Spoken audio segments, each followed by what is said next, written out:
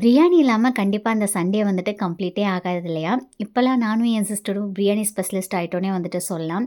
நல்லா உதிரி உதிரியா குழையாம, அந்த மசாலாவெல்லாம் நல்லா பைண்ட் ஆயி, சீரியஸா எனக்கு நான் செய்ற பிரியாணி இப்பலாம் ரொம்ப பிடிச்சிருக்குங்க. ரெசிபியுமே ஷேர் பண்ணிக்கிறேன். ஒரு கடாயில ஆயில் ஹீட் ஆனதுக்கப்புறம் பிரியாணி ஸ்பைசஸ், கூடவே வெங்காயம், தக்காளி இது 2ம் சிம் ஃப்ளேம்ல வச்சு நல்லா வதக்கணுங்க. அதுதான் கீ ஃபேக்டரே. அது வதங்கினதுக்கப்புறம் இஞ்சி பூண்டு பேஸ்ட், 2 பச்சை மிளகா, 1 கைப்பிடி புதினா கொத்தமல்லி இலை வந்து சேர்த்துருக்கேன். இந்த ஸ்டேஜில க்ளீன் பண்ணி வச்சிருக்கக்கூடிய சிக்கன் சேர்த்துட்டு நல்லா வதக்கிக்கலாம். அடுத்து காரத்துக்கு ஏத்த மாரி வரமிளகாத்தூள், வீட்லயே அரைச்சு வச்சிருக்கக்கூடிய பிரியாணி பவுடர் 3 டேபிள் ஸ்பூன் அளவுக்கு வந்து சேர்த்துருக்கேன். இது கூட 1/2 கப் தயிர் சேர்த்து நல்லா வந்து சிக்கன்ல தண்ணி பிரிஞ்சு வந்ததுக்கப்புறம் 1 கப் ரைஸ்க்கு 1 1/2 டம்ளர் தண்ணி வந்துட்டு வச்சிருந்தேன். ஸோ தேவையான அளவுக்கு தண்ணி சேர்த்து நல்லா கொதிச்சதுக்கப்புறம் ரைஸ் ஆட் பண்ணி மூடி போட்டு தம் போட்டுடலாம். அவ்வளோதான், சூப்பரான பிரியாணி ரெடி. நான் உங்களுக்கு காமிச்சிருக்கேன் அதோட டெக்ஸ்சர் வந்து எப்படி இருக்குது, கலர் வந்து எவ்வளோ சூப்பராக வந்திருக்குன்னு சொல்லிட்டு ஊருக்குமே கொஞ்சம் பேக் பண்ணி கொடுத்துருந்தேன்.